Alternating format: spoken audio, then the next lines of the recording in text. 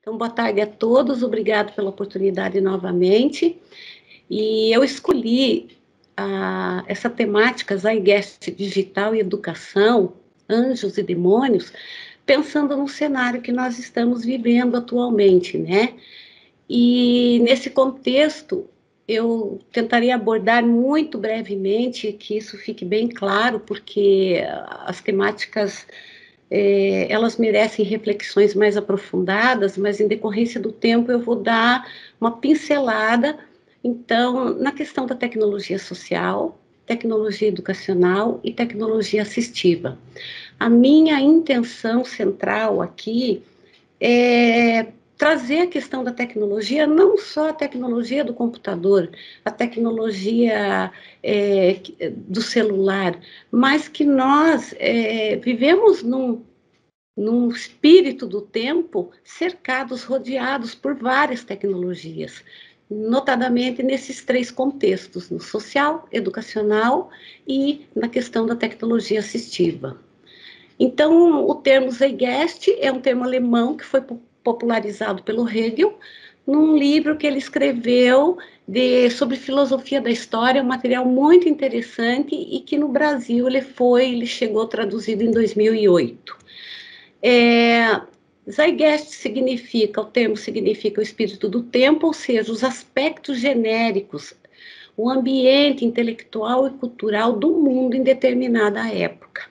E nós estamos numa época bastante complexa, interessante, porque ao mesmo tempo que nós tivemos que nos proteger, nos distanciar, nós nos encontramos aqui, né, através das plataformas digitais, ou seja, através da rede internet, que foi a única alternativa que nos permitiu inclusive realizar os encontros que estamos realizando. Digital. Digital é um termo muito que a gente fala e às vezes a gente nem tem, né, noção do porquê tá. O que é digital? A gente lembra da carteira, né, da nossa carteira de identidade, dos documentos, impressão deixada pelos dedos. Na informática, no contexto da tecnologia da informação, é a numeração binária de 1 a 9. Porque os computadores funcionam 0 e 1, 0 e 1, 0 e 1, então em algumas situações o zero também faz parte dessa numeração binária, mas por convenção ela se mantém em outras áreas, como áreas da eletrônica, não necessariamente na área de sistemas de informação, de 1 a 9. E os meios digitais são sistemas que utilizam numeração binária, zeros e uns, ou conjunto de dígitos, o que a gente chama de bytes, para mostrar informações em computadores, na rede internet, na WW e assim por diante, no celular, né? E aí a gente fica pensando, diante desse cenário, desse espírito do tempo, deste zeitgeist que nós estamos vivendo, alguém imagina ser possível desinventar a internet, deixar de utilizar as novas tecnologias? Vamos imaginar o cenário que nós vivemos hoje. Nós precisamos, de repente, pedir uma medicação na farmácia, ou por telefone, pelo celular, e o farmacêutico vem entregar em casa, ou a gente pede comida, a gente faz tudo praticamente hoje utilizando a rede, né? Salvo, claro, sem esquecer as pessoas que ainda estão apartadas desse mundo digital e que é uma responsabilidade que mais adiante eu vou observar em relação à participação dessas pessoas nesse novo cenário digital, né? Será que a internet está tornando cada vez mais fácil ou mais difícil entender o que está acontecendo no mundo? Nós temos uma avalanche de informações, a gente recebe informações de todo lado, tem aí uma briga por o que é fake news, o que não é fake news, quem julga o que é certo, o que é errado, enfim. Então, em determinados momentos, nos parece que o fluxo intenso de informações nos angustia, nos deixa ansiosos. Por outro lado, parece que a gente não consegue mais viver sem isso, né? A gente está antenado, a gente está que nem aquele cara lá, eu lembro da novela do Juvenal Antena, antenado o tempo todo, né? Pensando no que está acontecendo no mundo. E será que o mundo foi mais fácil antes da internet, antes da gente poder ter acesso a todo esse volume de informações que nós temos hoje, e as pessoas que ainda não têm acesso a essas informações? Será que elas vivem melhor? Será que elas estão se preservando de algumas questões? Ou será que é fundamental que todas as questões, inclusive aquelas que não são tão agradáveis, entrem nas nossas casas, né? Essas são questões que eu trago, eu não tenho respostas para a gente pensar junto. Como seria a sua vida sem tecnologias de comunicação? Aquelas que você utiliza em casa, na escola, no trabalho, em todas as suas atividades. Um autor que eu estudei quando eu fiz comunicação social, canadense, chamado Marshall McLuhan, ele dizia que as tecnologias de comunicação são extensões humanas. E, de certa forma, o meu óculos é uma extensão do meu corpo. A munhequeira que eu estou usando é uma tecnologia feita, né? Porque eu estou com dor no pulso, é uma extensão, ela se torna uma extensão do teu corpo. Quando a gente compra uma roupa confortável, essa roupa tem tecnologia, um calçado, a batedeira, enfim, tudo hoje a gente, né, é envolvido por tecnologias. Por isso que eu coloquei papel, eu coloquei o relógio, o estetoscópio do médico, o carrinho do supermercado. Se a gente pensar em tecnologia, a nossa vida realmente ela é permeada por tecnologias e, de certa forma, elas se tornam extensões da gente mesmo, do que a gente faz no dia a dia. Eu trouxe essa imagem, que eu acho muito interessante, é uma imagem antiga, para a gente perceber aqui. Lá atrás, nos crominhões, a gente começou com a fala, com a linguagem, isso há 40 mil anos antes de Cristo. Depois a gente passou pelas ferramentas aqui, pelo grafismo, ferramentas da agricultura, os sumérios chegaram com a escrita fonética, o papiro, a prensa no século XV, enfim, a fotografia, o jornal, o navio, o cinema, até que chegamos aqui na internet, né, em 1990. E televisão, enfim, a gente evoluiu e sempre o ser humano, ele buscou formas para facilitar a sua comunicação com outros seres humanos. De certa forma, mesmo aquelas pessoas que não têm possibilidade de se comunicar verbalmente, elas buscam formas de se comunicar. O ser humano tem a necessidade de se manter em contato com o outro, de sentir o outro, de ver o outro, de falar com o outro, pelos recursos que ele consegue, né, que ele tem à sua disposição. Então, se nós pegarmos o longo da história da humanidade, a gente sempre, o ser humano sempre buscou alguma forma que permitisse, que facilitasse a comunicação entre ele e aqueles que com eles estavam. Pensando nessa questão da evolução da comunicação, a gente chega na questão da tecnologia social. A tecnologia social, eu penso assim que ela ainda carece de ser contemplada no meio educacional, na universidade. A gente trabalha, ouve, lê, escuta muitas experiências bacanas, mas são experiências que parece que elas estão meio soltas, assim, a gente nem sempre consegue definir, determinar, né, por quê, da onde, qual é a base dessa proposta, desse projeto. E a tecnologia social, ela está ancorando muitos projetos bacanas, aos quais a gente muitas vezes não percebe. O termo surge, então, no Brasil na década de 80, a partir de experiências realizadas em países nas quais as primeiras tecnologias foram criadas, e não necessariamente naquela mesma forma de países de primeiro mundo, países desenvolvidos. A tecnologia social ela se desenvolve de modo colaborativo, ela tem como objetivo, como foco, o desenvolvimento sustentável, o protagonismo social, o cuidado ambiental, a solidariedade econômica, o respeito cultural, o trabalho, renda e educação. na interação com a população e pela população apropriada. Ou seja, gente, a tecnologia social ela não pode ser desenvolvida apenas com uma perspectiva reduzida, ela tem que ser pensada numa perspectiva de atender a um coletivo social. Ela tem que representar propostas para solucionar e melhorar as condições de vida. O Instituto de Tecnologia Social, e depois eu posso colocar o material em PDF para vocês, eu encaminho para o professor Robson, tem um material muito bacana que traz muitas informações interessantes e que eu acredito que essas informações, elas surpreendem porque elas vão ao encontro do que é a proposta dos PAs no setor litoral.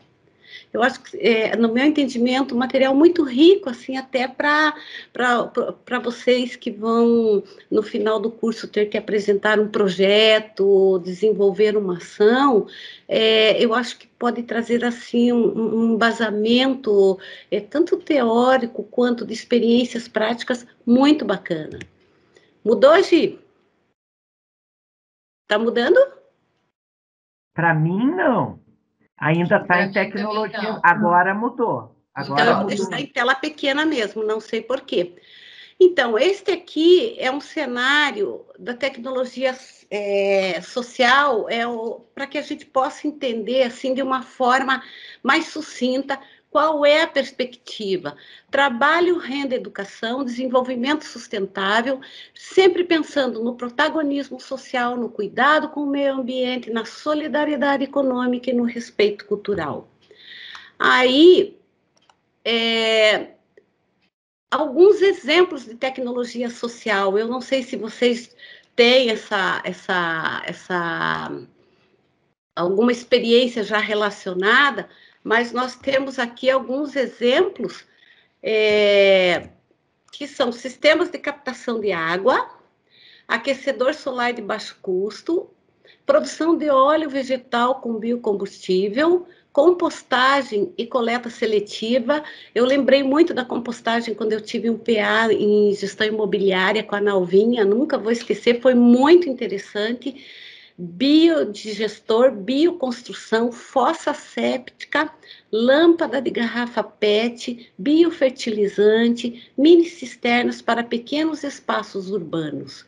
Então, vejam como a tecnologia permeia e como ela pode ser importante, interessante e colaborar no desenvolvimento das comunidades, principalmente pensando nas comunidades do litoral, trazendo informações, trazendo subsídio para que nós, a partir da universidade, possamos levar esse conhecimento às comunidades e, junto com as comunidades, desenvolver tecnologia social. As tecnologias sociais são, portanto, maneiras de se enfrentar determinadas questões indo além das formas de mercado, das formas comerciais oferecidas pelo mercado. Há por trás de toda essa proposta da tecnologia social a questão da solidariedade, a questão de você desenvolver ferramentas e artefatos de baixo custo que possam auxiliar as comunidades, as populações nos seus problemas de vida, nos seus problemas diários, né? Sem ficar pensando somente naquilo que eventualmente a gente encontra como um processo industrializado. A gente pode produzir tecnologia social. Eu trouxe aqui um exemplo do projeto Fab Lab Livre de São Paulo, que desde 2015 vem trabalhando no desenvolvimento de recursos na perspectiva da tecnologia social. Eles começaram com 4 laboratórios, a partir de 2016, esse número dobrou. Hoje eles estão com 12 laboratórios, todos equipados com impressora 3D, cortadoras a laser, plotter, fresadoras, computadores com software de desenho digital, equipamentos de eletrônica, robótica e ferramentas de marcenaria e mecânica.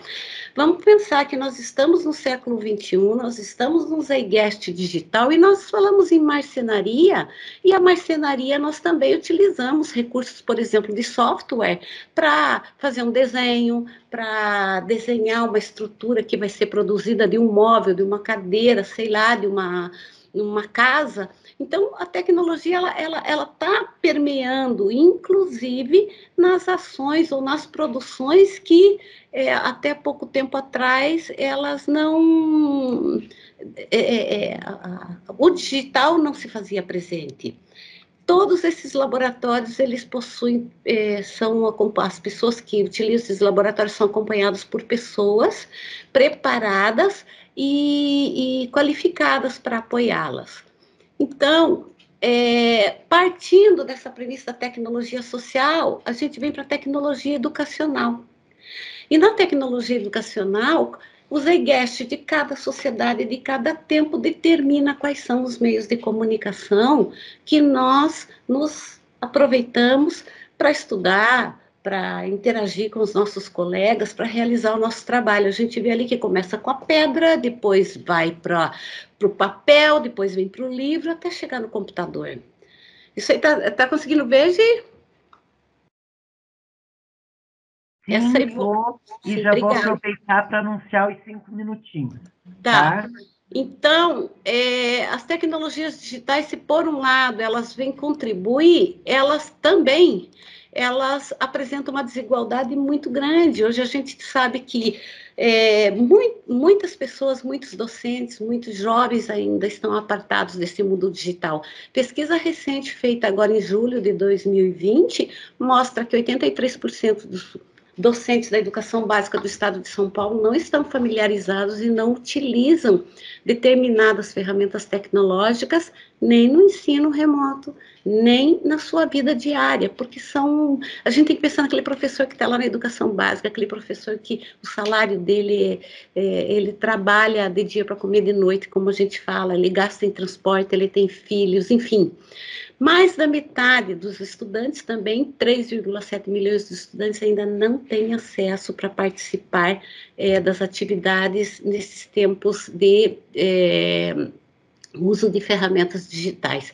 Quais são as políticas e ações socialmente desejáveis, né, que nós temos para trazer esse pessoal que está apartado do mundo digital para fazer parte dessa nova sociedade, essa sociedade virtual que está se constituindo com cada vez mais evidência, né?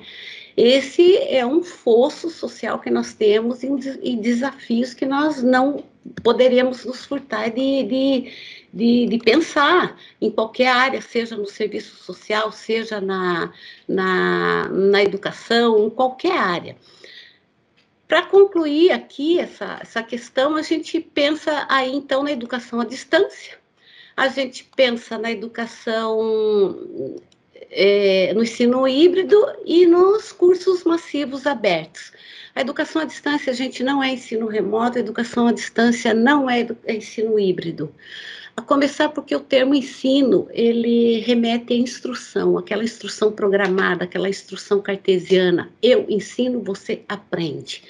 A educação à distância, ela é uma modalidade que, na medida do possível, ela pode, sim, acolher muitas pessoas que estão apartadas ainda, distantes da educação formal.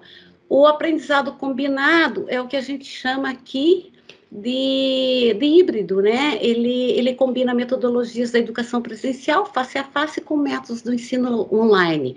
Está sendo muito empregado agora no remoto. Eu não gosto do ensino remoto, mas, enfim, no processo de aprendizagem remota. E os MOOCs são os cursos abertos massivos, ou seja, são cursos geralmente de cursos livres. E aqui estamos nós, né?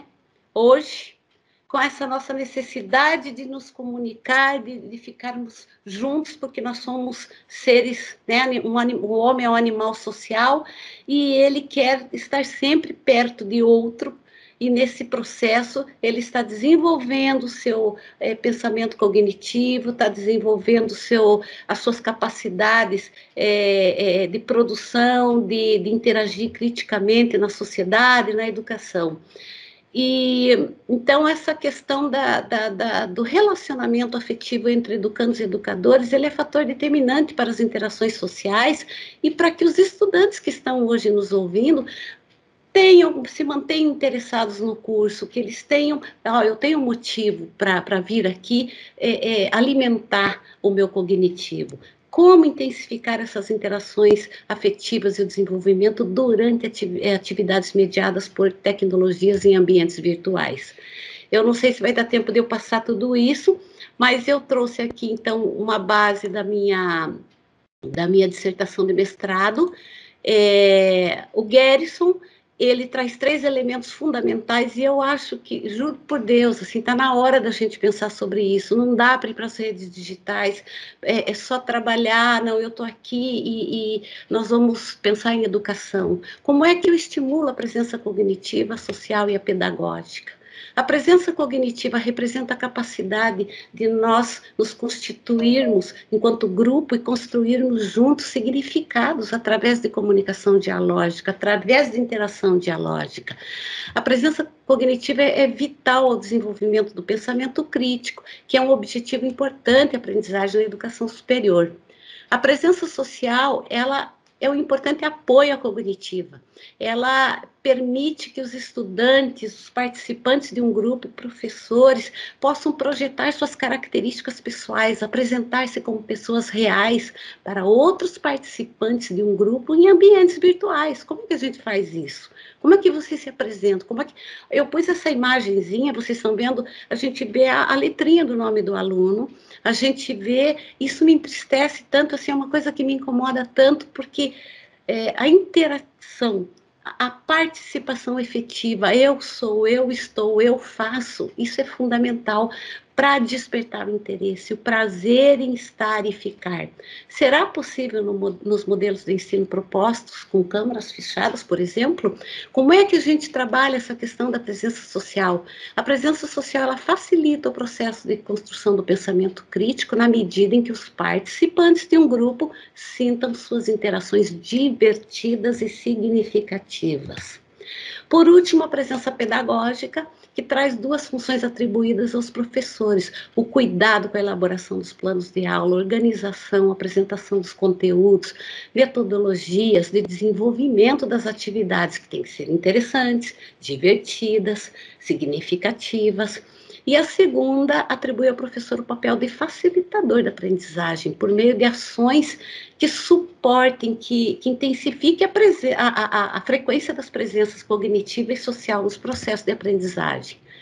E aí o Gerson traz uma tabela, que eu vou passar correndinho, que ele nos permite, a partir dessa tabela, a presença cognitiva, as suas categorias, indicadores, a gente consegue acompanhar o processo de ensino e aprendizagem em ambientes virtuais, mediados por computador e até presencialmente, na educação presencial, se a gente conseguir determinar a frequência, a presença e a frequência dessas 3 elementos: presença social, a cognitiva e a pedagógica, suas categorias e indicadores. O que é o evento de gatilho? É quando eu consigo instigar a sensação de dúvida, de incerteza, e o estudante mostra interesse. Junto com o professor, vamos buscar, vamos atrás disso. Exploração, a troca de informações, integração, conexões de ideia, você pensa de uma forma ou de outra. Como é que a gente trabalha essa questão? A presença social, quem é que expressa emoção na rede? Nós ficamos nas nossas caixinhas. Quem que demonstra emoção? Quem que coloca um emoji? Quem que brinca? A comunicação aberta, a expressão livre, né? Sem você ter medo de se mostrar, de falar o que você pensa. A coesão de grupo, como é que eu encorajo o meu colega a participar desse trabalho? Como vocês estão se encorajando uns aos outros para se manterem nesse curso por meio digital, enquanto a gente não puder voltar ao presencial? E a presença pedagógica? A gente vê que o Robson e a Gisele, eles estão trabalhando duro nesse curso. É visível para nós como que vocês, estudantes, estão vendo esse trabalho. Vocês estão construindo significados, compartilhando significados válidos. Como que vocês estão trabalhando com os tópicos que são propostos para os encontros? Vocês se sentem contemplados? Vocês têm momentos, oportunidade para abrir discussões? Como é que vocês se sentem, estudantes, professores, todos os participantes desse processo digital? Desde 98, né, o Gerson vem postulando que a comunicação e a interação por meios digitais seria fundamental no século XX, para que a gente pudesse, infelizmente, por um motivo não feliz, mas a gente chegou nessa questão de ter que usar, então é uma coisa que ela não está vindo de agora, né? Tá terminando, gente. E a tecnologia assistiva é uma área de conhecimento que engloba produtos, recursos, metodologias estratégicas para promover a funcionalidade e participação de pessoas que têm mobilidade reduzida, que têm visão reduzida. Por exemplo, nós temos software de leitura para quem não enxerga. Como é que a gente trabalha nesse momento, com pessoas que não conseguem ouvir e falar? Eu não vi um curso, uma live com tradução de Libras até agora. É uma questão assim que me chama muita atenção. A gente vê isso em alguns eventos, a maioria, nem nos debates ali, eu acho que foi no debate no primeiro debate que eu assisti para a reitoria que eu vi o intérprete. E como é que faz? Quem pensa nesses estudantes? Quais são as tecnologias que nós estamos? A gente vê uma série de eventos acontecendo e essas pessoas não estão conseguindo participar. Então, nós temos uma série de tecnologias, desde as mais simples até as mais complexas, que precisam também ser pensadas, porque quando a gente conhece, a gente vai atrás, principalmente para quem está na área do serviço social, sabe, não, existe, eu vou buscar, eu vou atrás. Quais são as políticas que estão permeando esse trabalho de oportunizar que essas pessoas também estejam incluídas em tudo que é possível? Exemplos de tecnologias assistivas: rampa de acesso a calçadas, lupas, manuais, eletrônicas, softwares amplificadores de tela, aparelhos para surdez, avatares de Libras. Como é que a gente está trazendo isso nesse momento? E se a gente demorar muito a voltar para o presencial, como é que a gente pensa as pessoas que necessitam desses recursos? Precisamos aprender tudo aquilo que for útil e nos der felicidade. É como levar uma caixa em cada mão, a das ferramentas que vão nos ajudar a desembaraçar todos os nossos problemas e a dos brinquedos que nos darão prazer. Nós não plantamos só o que precisamos comer, plantamos também violetas, que são lindas e para muitos não servem para nada. Assim, as tecnologias fazem parte das nossas vidas, cabe a nós fazer delas anjos ou demônios. Eu quero agradecer, parabenizando a Universidade Federal Setor Litoral pelo seu aniversário agora em agosto. Saudade, saudade, saudade, não precisa nem, é isso que a gente quer, voltar, poder conviver, mas sem esquecer que a tecnologia ela pode nos apoiar, sim. Principalmente nesse momento, eu chamo atenção para as tecnologias assistivas. É isso. Obrigada, Vilma. Muito interessante. Eu particularmente aprendi bastante coisa com a tua fala. Muito legal mesmo. Obrigada. E vamos imediatamente, então, fique conosco para ver se tem alguma questão, né? Tá. Se você puder voltar agora, a gente já passa a falar, porque tem que tirar os teus slides daqui, né? Para a Silvana poder aparecer. Daí já passamos a palavra para a professora Silvana, então. Obrigada. Desculpa qualquer coisa. Imagina, obrigada a você. Obrigada.